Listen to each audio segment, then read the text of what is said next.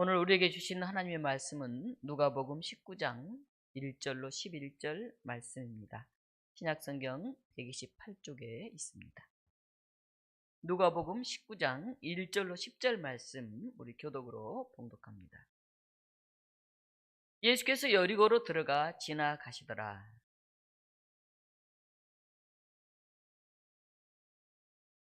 그가 예수께서 어떠한 사람인가 하여 보고자 하되 키가 작고 사람이 많아 할 수 없어.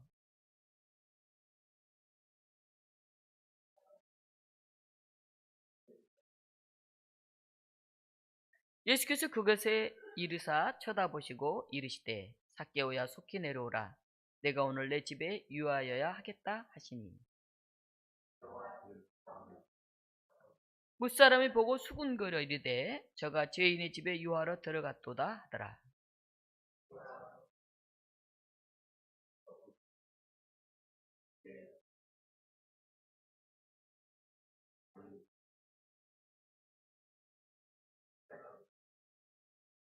예수께서 이르시되 오늘 구원이 이 집에 이르렀으니 이 사람도 아브라함의 자손임이로다.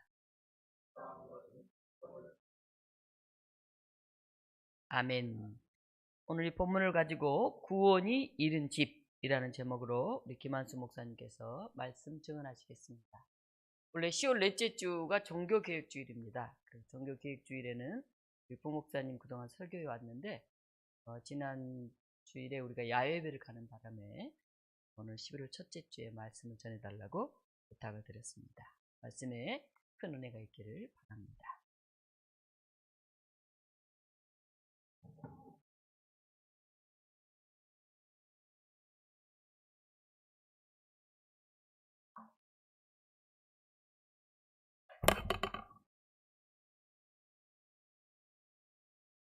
함께 기도하고 말씀 듣겠습니다. 좋으신 하나님 감사합니다. 오늘도 저희들 예배의 자리로 부르셔서 하나님을 예배하는 자로 서게 하심을 감사합니다. 오늘 귀한 말씀을 듣고자 합니다. 하늘에서 모든 사람에게 감동 주셔서 오늘 말씀이 하늘의 음성으로 들려 퍼지는 놀라운 역사가 있게 하여 주옵소서. 부족한 종의 입술을 주님께서 주관하여 주시고 부족하고 흠 있는 것들은 다 가리워 주시고 하나님의 능력으로만 나타내 주시옵소서. 예수 그리스도 이름으로 기도합니다. 아멘. 오늘 제목이 구원이 이른 집이라는 제목을 정했습니다. 사람이 이 다른 도구나 장비를 사용하지 않고 오로지 자기 신체만을 이용해서 가장 높이 넘을 수 있는 높이가 어느 정도 될 것 같으세요? 사람이 확 점프를 하면 높이 뛰어넘을 수 있는 높이가 있어요. 어느 정도 될 것 같으세요? 한 2m 넘을 수 있을 것 같아요? 전문적으로 뛰는 선수들이 있는데 우리 교회 예배당 이 천정 있잖아요. 이걸 뛰어넘어요. 선수들이 높이 뛰기 선수들이 이 우리 교회 이 지금 예배당 높이 그러니까 세계 기록이 2m 45cm예요. 우리 이게 거의 그 정도 되잖아요. 한 2m 한 50 되니까 그 정도를 뛰어넘는 선수들이 있는데 높이뛰기 선수들입니다. 이 높이뛰기라는 게 이렇게 무슨 천장 그냥 막 뛰어넘는 게 아니라 이렇게 가로로 되어 있는 막대기가 있잖아요. 막대기를 가로로 이렇게 싹 세워놓고 적정한 높이를 정해서 이제 거기를 뛰어넘는 겁니다. 그래서 거기를 뛰어넘으면 다음 단계로 가고 거기를 못 뛰어넘으면 이제 탈락하고 이런 게 이제 높이뛰기라는 그 종목인데요. 올해 9월 달에 도쿄에서 세계 육상 선수권 대회가 열렸어요. 세계 육상 선수권 대회가 열리는데 우리나라 사람들은 별로 관심이 없어요. 왜냐하면 우리나라 선수들이 출전하는 종목이 몇 개 없기 때문에 그래요. 그 중에 메달 따는 종목은 더 없겠죠. 근데 우리나라 선수가 이 도쿄 세계 육상 선수권에서 메달을 땁니다. 메달을 따는 선수가 있는데 그 이름이 우상혁이라는 선수입니다. 이 선수가 2m 30 오늘 자꾸 목이 자이네.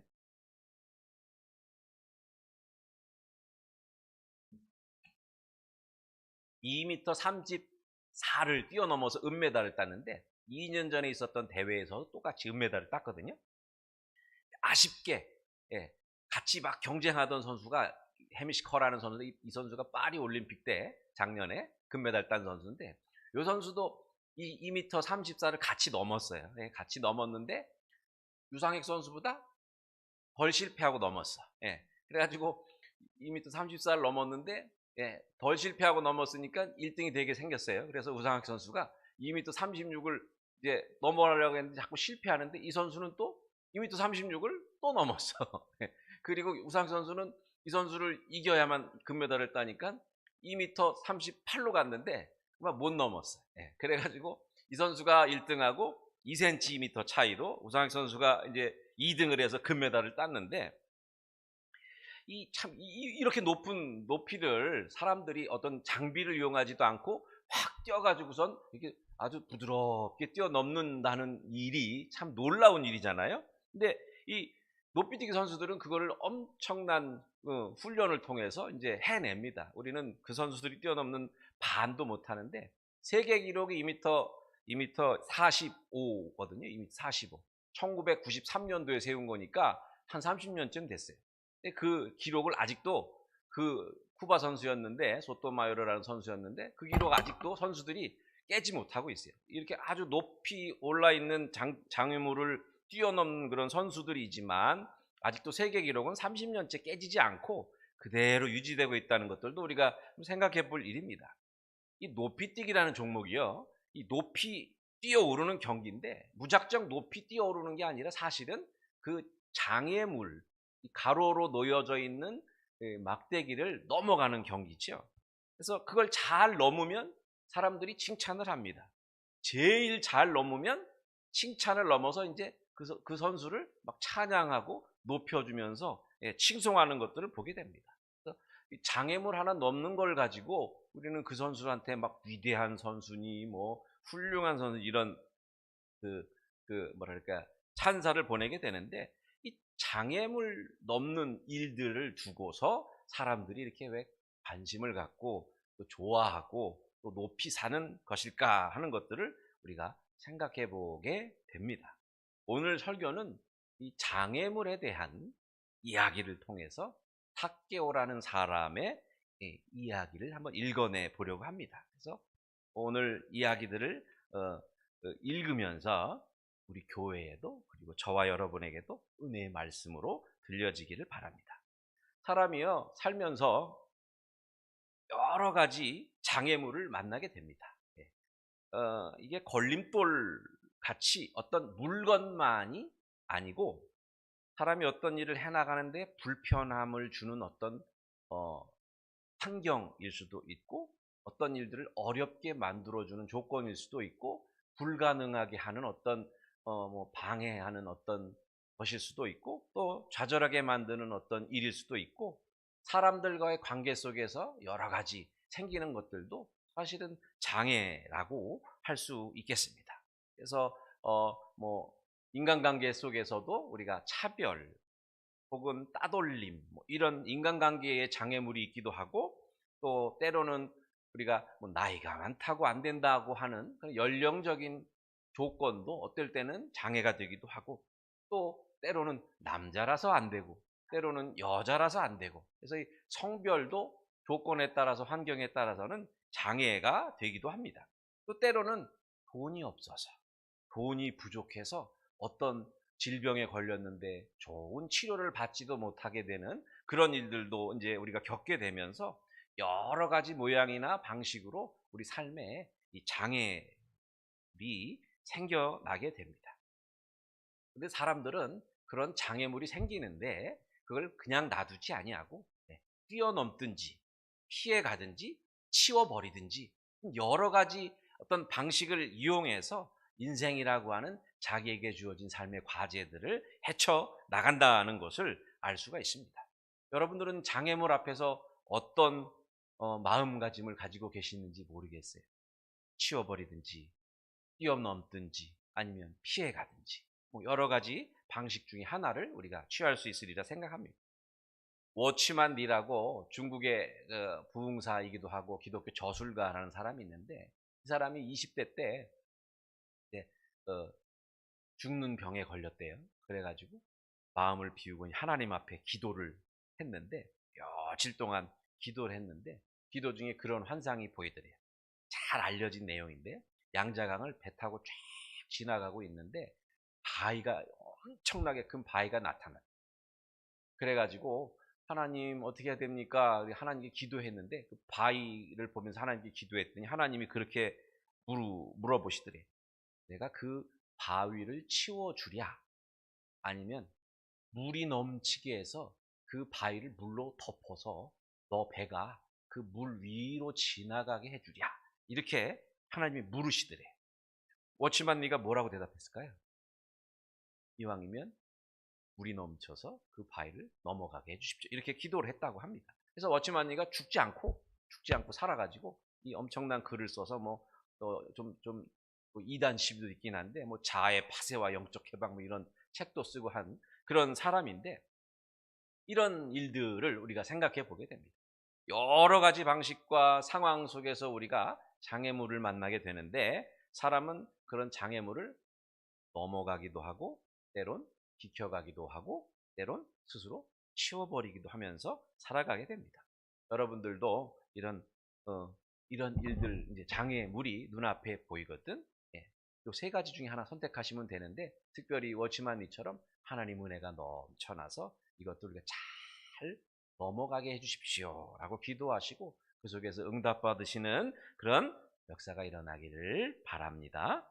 그런 사람 중에 한 사람이 오늘 우리가 읽은 이 본문의 주인공입니다.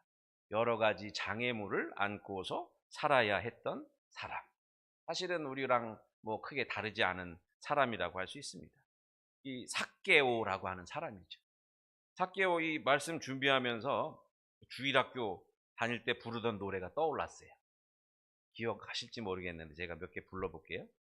아주 잊어먹을 수 없는 그런 내용인데 이런 내용이에요.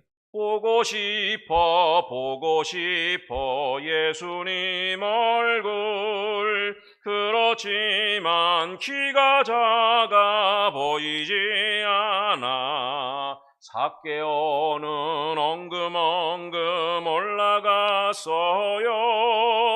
뽕나무 꼭대기로 올라갔어요. 잘 보인다 예수님 얼굴. 사랑 많은 그 얼굴이 잘도 보인다. 삭개오는 살금살금 보고 있어요. 뽕나무 가지새로 보고 있어요. 내려와요 착한 삭개오. 예수님이 아래에서 부르셨어요. 삭개오는 불이 나게 내려왔어요.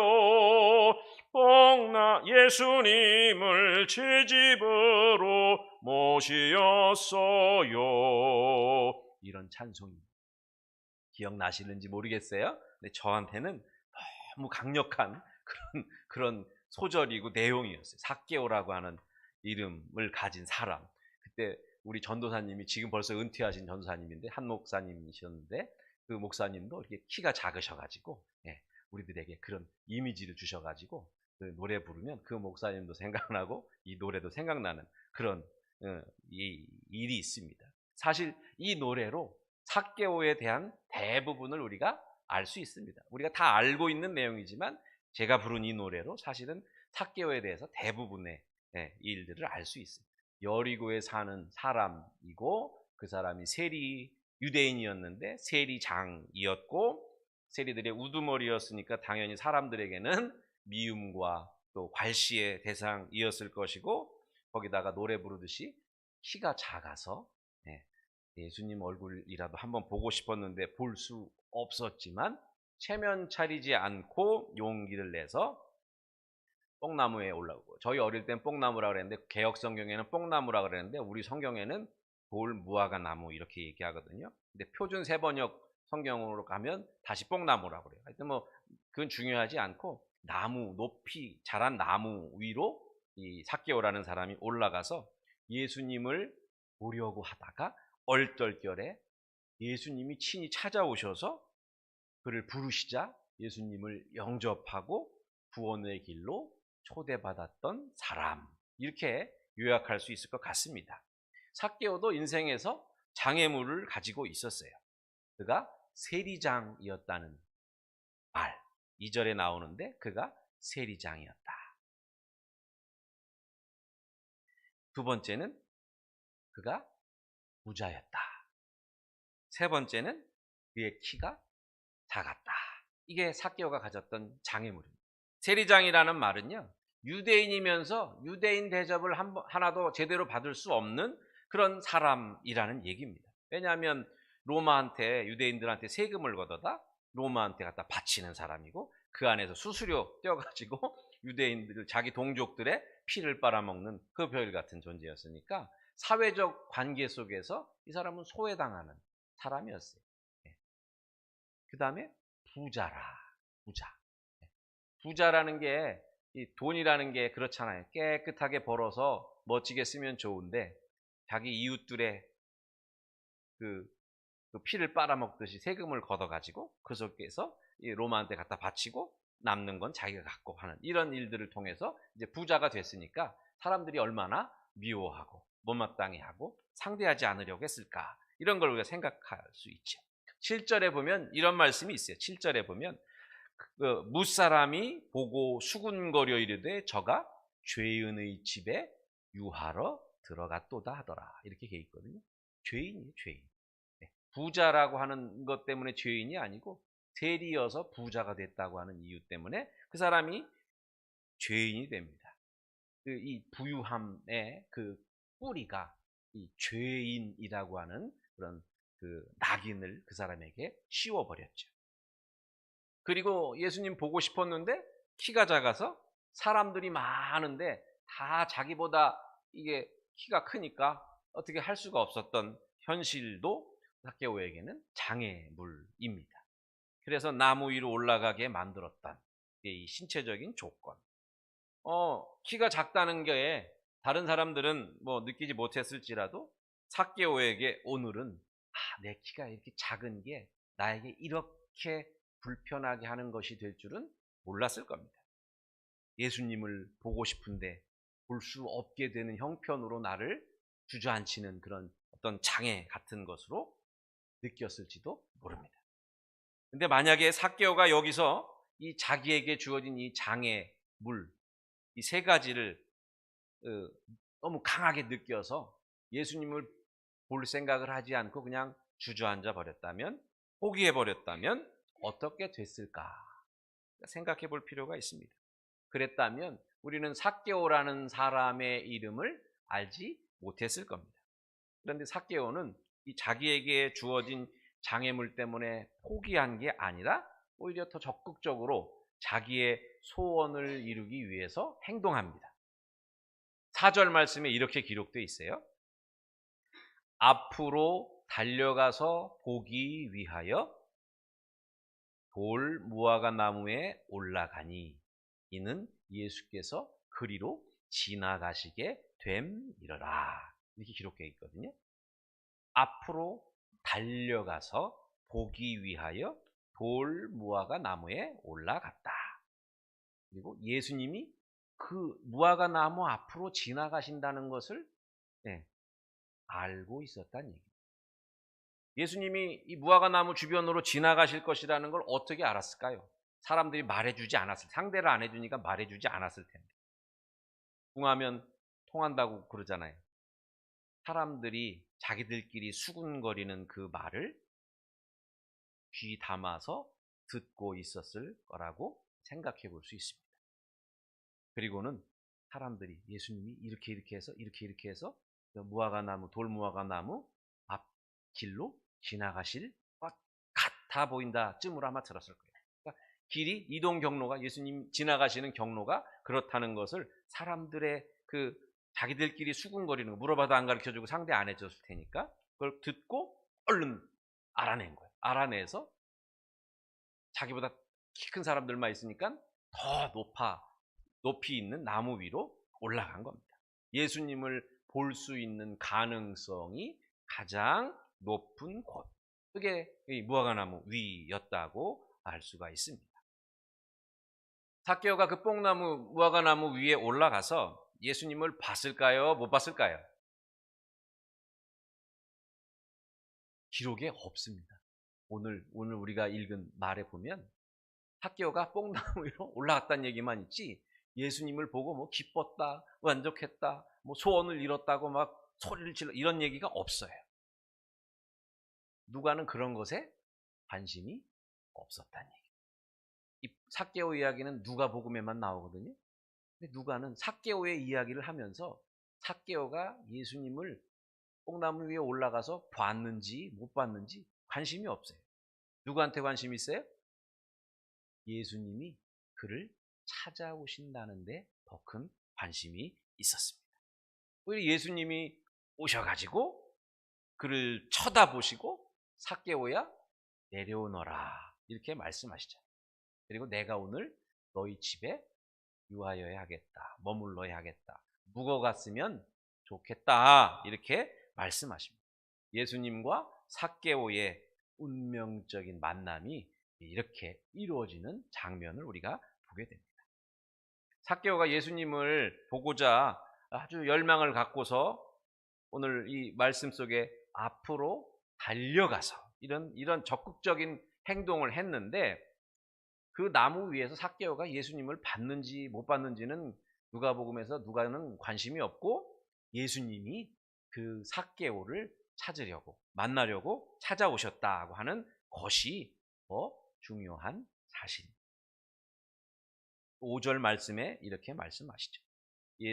예수께서 그곳에 이르사 쳐다보시고 이르시되 삭개오야 속히 내려오라. 내가 오늘 네 집에 유하여야 하겠다. 예레미야 29장 13절 이하에 보면 이런 말씀이 있어요. 너희가 나를 찾으면 나를 만날 것이다. 너희가 온전한 마음으로 나를 찾기만 하면 내가 너희를 만나주겠다. 예레미야 바벨론의 포로로 잡혀가는 민족들의 현실을 보면서 하나님을 잃어버리고 하나님을 찾지 않는 사람들에게 예레미야가 줬던 하나님의 말씀이거든요. 예수님도 말씀하셨죠? 마태복음 7장 7절 이하에 보면 구하라 그리하면 너희에게 주실 것이요 찾으라 그러면 찾아낼 것이요 문을 두드리라 그러면 너희에게 열릴 것이니 구하는 이마다 받을 것이요 찾는 이는 찾아낼 것이요 두드리는 이에게는 열릴 것이니라. 아멘. 이렇게 주님이 우리들한테 말씀해 주시는 거죠. 하나님은 구하고 찾고 두드리는 사람들에게 열어주시고 만나주시고 얻을 수 있게 해주신다는 말씀입니다. 모든 것의 주도권을 누가 갖고 있어요? 하나님이 갖고 계시다는 말씀입니다. 안 되는 건 안 된다고 하시지만 구하고 바라고 찾는 사람들에게 주시는 일도 하나님께서 결정하시고 행하시는 일이라는 말씀이죠. 구원은 어디에서 오는가? 여러분들 교회 다니시면서 늘 구원은 어디에서 오는가 잘 아시잖아요. 어디에서 와요? 하나님으로부터 오잖아요. 우리가 달라고 그래서 함부로 막 주시는 게 구원이 아니라는 것이고 하나님이 간절한 마음으로 구하고 찾고 바라는 사람들에게 값없이 주시는 것이 구원이다 하는 말씀을 여기서 생각해 보게 됩니다. 그러니까 오늘 이야기에 제목을 붙이면 사람들이 삭개오 이야기 이렇게 붙이지만 사실은 이 이야기의 주인공은 누구예요? 삭개오가 아니라 예수님이에요. 예수님을 보고 싶어서 나무 위에 올라간 삭개오가 잘 보일까요? 아니면 나무 위에 올라간 삭개오에게 예수님이 잘 보일까요? 어떤 게 더 쉬울 것 같아요? 예수님 잘 보고 싶어서 나무 위에 올라가서 예수님을 보려고 했던 삭개오가 눈에 잘 띌까? 아니면 삭개오가 나무 위에 올라가서 예수님을 보려고 했던 삭개오에게 예수님이 더 눈에 잘 띌까? 생각해 보셨어요? 삭개오가 더 눈에 잘 띄지 않겠어요? 예수님은 사람들 사이에 이렇게 그냥 사람들이 예수님이랑 그 혈루증 앓던 여인이 예수님 옷자락 잡았던 것도 그런 거잖아요. 막 둘러싸여가지고 볼 수 있는 분이 아니야. 뭐 만지거나 뭐 이렇게 할 수 있는 분이 아니야. 그러니까 삭개오가 위에 올라가 있으니까 어때요? 통상적인 일이 아니야. 사람들 눈에 더 잘 띄었다는 말씀입니다.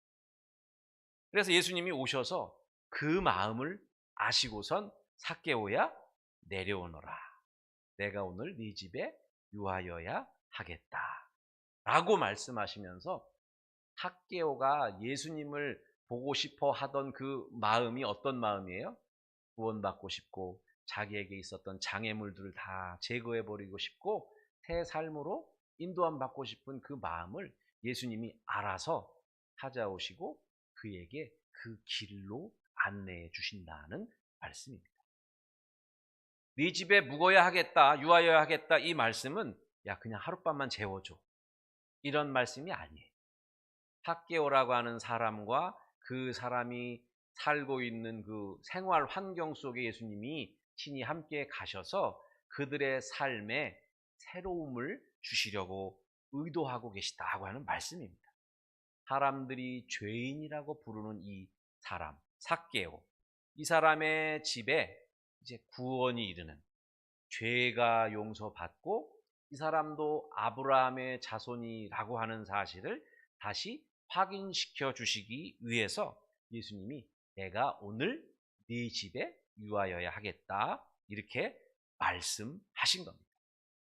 8절에 그 사건이 이제 일어나는데 어떻게 구원이 일어났는지 우리가 보면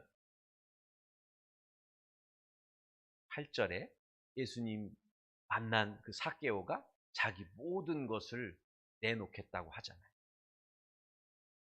여기 보면 모든 것을 내놓겠다고 읽기가 어려워요. 왜냐하면 자기 소유의 절반을 내놓겠다고 그랬잖아요. 그렇죠? 앞에 있던 청년, 이 앞에 보면 청년 이야기 나오거든요. 그 청년한테 예수님이 뭐라고 그랬어요? 네 가진 걸 다 팔아야 영생을 얻는다 그랬단 말이에요. 그러니까 청년이 근심하고 돌아갔단 말이에요. 이 삭개오는 내 소유의 절반을 일단 내놓겠습니다. 그랬단 말이에요. 사람들이 갸우뚱할 수 있어요. 아니 청년은 다 내놓으라고 그러셔놓고 왜 삭개오는 절반만 내놨는데 왜 이 집에 구원이 이르렀다고 하시는 거야? 이렇게 말할 수 있어요. 근데 우리가 두 가지를 같이 봐야 돼요. 8절에 보면 이렇게 기록되어 있어요. 내 소유의 절반을 가난한 자들에게 주겠사오며 만일 누구의 것을 속여 빼앗은 일이 있으면 네 갑절이나 갚겠나이다. 반은 자기 소유의 반은 가난한 사람들에게 나눠주는 일로 쓰는 거예요. 나머지 반은 어떻게 해요? 그러면 부자 되느라고 세리장으로 이제 부자 돼서 이웃들 걸 이렇게 쉽게 말하면 피를 빨듯이 뺏은 것처럼 이제 사람들이 인식하고 있으니까 4배를 쳐서 갚는다고. 4배를. 그러니까 나머지 반도 홀라당 따그리 다 이웃들에게 뺏은 사람들에게 돌려주겠다는 거예요. 저는 이제 재물의 욕심이 없습니다. 이 얘기를 이런 식으로 하는 겁니다. 그러니까 결국은 삭개오도 결국은 자기 거에 대해서 집착을 버렸다고 하는 것을 여기서 보게 됩니다. 이게 8절에 있는 말씀이거든요. 삭개오는 바라던 예수님을 만나게 되죠. 예수님을 보기만 해도 좋겠다 싶었는데 예수님을 보기만 한 게 아니라 예수님 친히 오셔서 나를 봐주시고 그리고 내려오라고 하시고 내 집에서 묵겠다고 하시니 이거 좀 당황스럽기도 하고 기쁜 것 같기도 하고 바라던 것보다 조금 더 이루어지는 것 같아서 괜히 기분이 좋은 것 같기도 하고 이런 상황 속에 지금 삭개오가 있는 겁니다. 뭐 근본적으로 생각해 보면 기분이 나쁘지 않아요. 왜냐하면 예수님 보고 싶은 마음이 제일 먼저였는데 예수님이 나를 도와주시고 내 집에 묵겠다고 하시면서 나에게 다가오시니까 이 삭개오는 자기가 바라던 것 이상으로 무언가를 체험을 받게 되는 그런 일이 여기서 생깁니다. 그래서 소유의 절반을 다 가난한 사람들에게 나눠주고 그리고 4배나, 뺏은 게 있으면 4배나 갚겠습니다. 이렇게 말하는 거거든요. 오해는 하지 마세요. 구원받으면 헌금을 많이 해야 한다는 얘기가 아니에요. 부자는 가진 돈 다 내놔야 구원 주신다는 얘기가 아니에요. 이게 누구의 말이에요? 내 소유의 절반을 가난한 자들에게 내놓겠습니다. 빼앗은 거 있으면 4배나 갚겠습니다. 이게 누구 말이에요? 학개요 말이죠. 주님은, 예수님은, 하나님은, 우리가 믿는 하나님은 이런 거 요구하지 않으시는 거예요. 삭개오의 입에서 나온다. 구원의 삶으로 초대받고 인도받고 그 길을 걸어가고자 하는 사람에게 일어나는 일종의 증명 같은 거라. 내놔! 막 갖다 바쳐! 이런 거 하면 다 이단이에요. 사실은 이단. 교회는 그런 일들을 하지 않아요. 주님이 그런 일들을 하지 않으시듯이. 주님의 말씀으로 감동받고 감화받고 변화받은 사람들이 공동체를 위하여 하나님의 선한 일들을 위하여 자기 것을 내놓으면서 그 속에서 기쁨을 얻고 만족을 얻고 은혜 받음을 증명하는 것이죠. 저 학교 다닐 때 그런 일이 있었어요. 은혜 받으셨다. 야, 저분 은혜 받으셨다. 이런 말을 하는 선배가 있었어요. 그분이 지금 가평에서 목회하는데 그분이 그런 말을 했어요. 은혜 받으셨다. 여러분, 은혜 받았다는 말 어떻게 이해하세요? 어떻게? 목사님 설교 듣고 목사님 은혜 받았습니다. 이런 거 말고 저분이 은혜 받으셨어.